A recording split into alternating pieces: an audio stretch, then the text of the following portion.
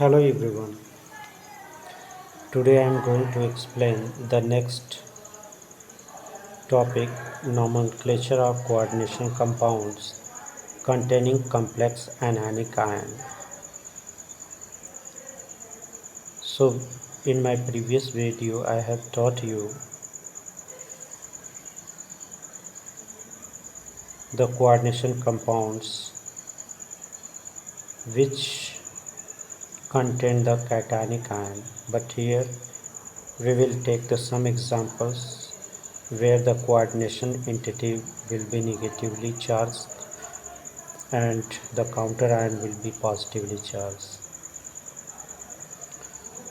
So in this case IUPAC has given some rule how we will give the name of such coordination compounds. So let's start. अब यहाँ पे हम देख सकते हैं कि अगर कोई भी जो है आयनिक कोऑर्डिनेशन कंपाउंड्स है तो यहाँ पे कोऑर्डिनेशन जो एंटिटी होगी वो नेगेटिव चार्ज कैरी करेगा और जो काउंटर आयन होगा वो पॉजिटिव चार्ज कैरी करेगा। अब यहाँ पे जो भी जो है कोऑर्डिनेशन एंटिटी में जो लाइगेंड्स होंगे अगर उसमें सफिक्स आइड है, आइट है, एट है तो इसमें जो ई है उसको हम ओ से रिप्लेस करेंगे। ठीक है, पहला रो। तो जैसे फ्लोराइड है तो इसमें IDE है तो इस ई को रिप्लेस करके हम ओ ऐड करेंगे तो इसका जो IPSC नेम होगा वो क्या होगा, फ्लोरिडो। साइनाइड है तो इसको हम सिंपली ई हटा के हम साइनो कर देंगे। ठीक है, क्लोराइड है तो इसको हम क्लोरिडो, सल्फाइड है तो सल्फीटो, फिर जो सल्फेट है तो सल्फेटो। इस तरह से हम लाइगेंड्स का नेमिंग करते हैं। और दूसरा जो ये सेंट्रल मेटल है, जो भी जो है सेंट्रल मेटल होगा, चूँकि ये कोऑर्डिनेशन एंटिटी निगेटिवली चार्ज है तो इस केस में इसको हम लोग जो है आयरन है तो इसको हम फेरेट कहेंगे, क्रोमियम है तो इसको हम लोग क्रोमेट कहेंगे, मर्क्यूरी है तो इसको हम लोग जो है मर्कुरेट कहेंगे, प्लेटिनम है तो प्लेटिनेट कहेंगे, निकिल है तो इसको निकलेट कहेंगे। ठीक है, इस तरह से हम इसका नेमिंग सेंट्रल मेटल का नेमिंग करते हैं। बाकी यहाँ पे जो काउंटर आयन है जो कि पॉजिटिवली चार्ज जो है अटेंड किए हुए है तो इसको हम सिंपली इसका नेमिंग करते हैं। ठीक है, और यहाँ पे जो है चाहे जितने भी जो है यहाँ पे काउंटर आयन होंगे, चाहे 5 हो, 4 हो, 6 हो, 8 हो, सिंपली जो है उसको हम केवल एक ही बार लिखेंगे। ये नहीं कि यहाँ पे 4 है तो हम इसको टेट्रा पोटेशियम लिखें, ऐसा नहीं लिखें। सिंपली हम इसका नेम क्या लिखेंगे, पोटेशियम। तो यहाँ पे हम पहला कंपाउंड लेते हैं और इसका हम नेमिंग करते हैं। तो सबसे पहले हम कैटायन का नेम करेंगे, लिखेंगे तो ये सिंपली क्या होगा, पोटेशियम। अब कोऑर्डिनेशन एंटिटी के अंदर सबसे पहले हम नेमिंग किसको करते हैं, लाइगेंड्स को। तो यहाँ पे जो लाइगेंड्स हैं वो कितने हैं, 6। तो स्पेस देने के बाद इस कितने हैं, 6। तो 6 के लिए हम यूज़ क्या करते हैं, हेक्सा। अब ये साइनाइड है तो साइनाइड के लिए हम क्या यूज़ करेंगे, साइनो। ठीक है, हेक्सा, साइनो। और आयरन है तो आयरन के लिए हम क्या यूज़ करेंगे, फेरेट। ठीक है, फेरेट। अब पैरेंथेसिस में यानी कि स्मॉल ब्रैकेट में हम जो है सेंट्रल मेटल का जो है ऑक्सीडेशन स्टेट लिखेंगे। तो ऑक्सीडेशन स्टेट निकालने के लिए मैंने प्रीवियस वीडियो में भी बताया था, यहाँ पे भी मैं एक बार बता देता हूँ। जैसे यहाँ पे K4 है और यहाँ पे कोऑर्डिनेशन एंटिटी में मेटल और लाइगेंड्स है तो यहाँ पे हमें सिंपली क्या करना है, क्रॉस मल्टीप्लाई करना है। यहाँ पे जो नंबर्स होगा ये इधर आ जाएगा यानी कि -4 और यहाँ पे जो नंबर होगा ये इधर आ जाएगा तो ये इसके ऊपर +1 हो जाएगा। तो अब यहाँ पे सेंट्रल मेटल जो भी है, जैसे FeCN6 है तो FeCN6 -4 तो इसको हम आयरन को X मान लेंगे और ये क्या हो जाएगा +6 जो है साइनाइड है इनटू साइनाइड पे जो ऑक्सीडेशन स्टेट होता है वो -1 होता है या चार्ज का है -1 होता है इज इक्वल टू क्या हो जाएगा -4। अब इसको कैलकुलेट करेंगे तो x - 6 इज इक्वल टू -4 या x इज इक्वल टू -4 + 6 या x इज इक्वल टू क्या हो जाएगा +2। यानी कि यहाँ पे जो आयरन है वो किस ऑक्सीडेशन स्टेट में है, सेकेंड ऑक्सीडेशन स्टेट में है। तो इसको हम हमेशा रोमन डिजिट में ही लिखेंगे। तो इस तरह से इस कोऑर्डिनेशन कंपाउंड का जो नेम होगा यूपीएससी नेम वो क्या हो जाएगा potassium hexacyanoferrate second. It's clear. चलिए दूसरे एग्जाम्पल से और क्लियर होगा। K3FeCN6। अब यहाँ पे देख सकते हैं सिंपली पोटेशियम है 3 है, लेकिन हमें इसको क्या लिखना है, सिंपली हम पोटेशियम ही लिखेंगे। ठीक है, फिर स्पेस। अब फिर कोऑर्डिनेशन एंटिटी में लाइगेंड्स का नेम देंगे। तो यहाँ पे कितने हैं, हेक्सा। फिर क्या होगा, साइनाइड है तो साइनाइड को हम लोग क्या लिखते हैं, साइनो। और आयरन के लिए क्या लिखेंगे, फेरेट।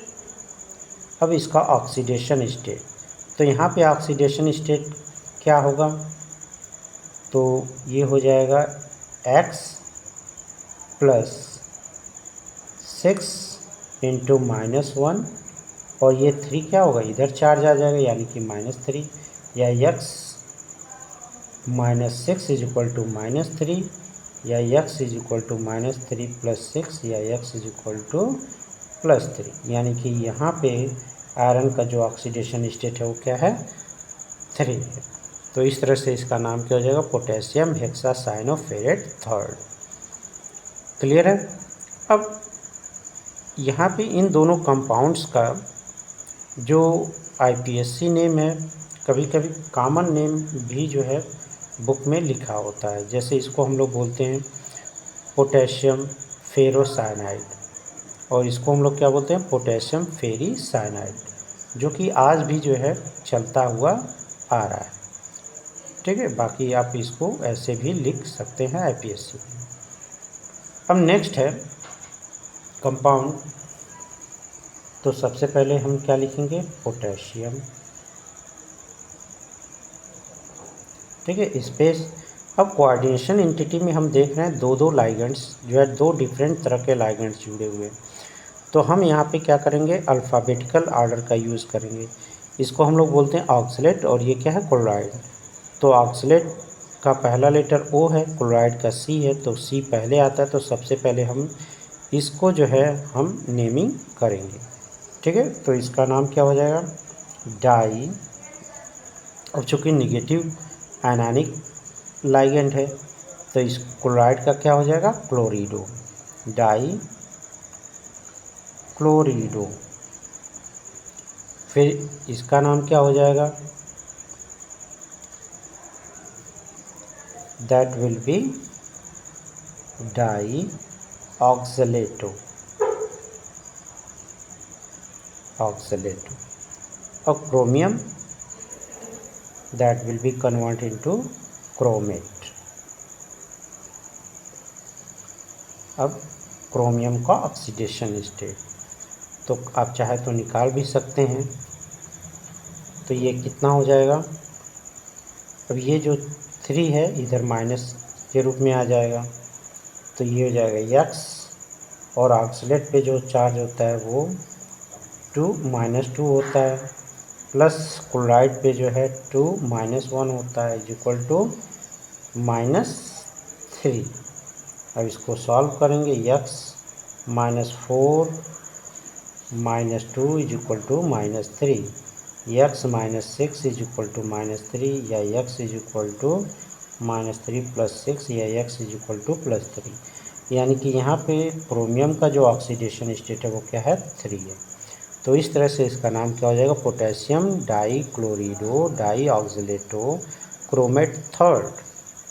क्लियर। अब नेक्स्ट कंपाउंड है कोऑर्डिनेशन कंपाउंड, देखते हैं। इसको हम लोग क्या लिखेंगे, पोटेशियम। ठीक है, पोटेशियम। अब जो है कोऑर्डिनेशन एंटिटी में कितने जो है आयोडीन है 4, तो टेट्रा आयोडीन का क्या हो जाएगा, आयोडीडो, आयोडीडो। ठीक है। अब मरकरी, तो मरकरी को हम लोग क्या बोलते हैं, मर्क्यूरेट, मर्क्यूरेट। ठीक है। अब इसका ऑक्सीडेशन स्टेट, तो ऑक्सीडेशन स्टेट क्या होगा आप निकाल लीजिएगा, इसका ऑक्सीडेशन स्टेट होता है सेकेंड। ठीक है। निकालने के बाद अब नेक्स्ट जो है देखते हैं, इसका नाम क्या होगा, पोटेशियम, फिर 6 क्लोराइड है तो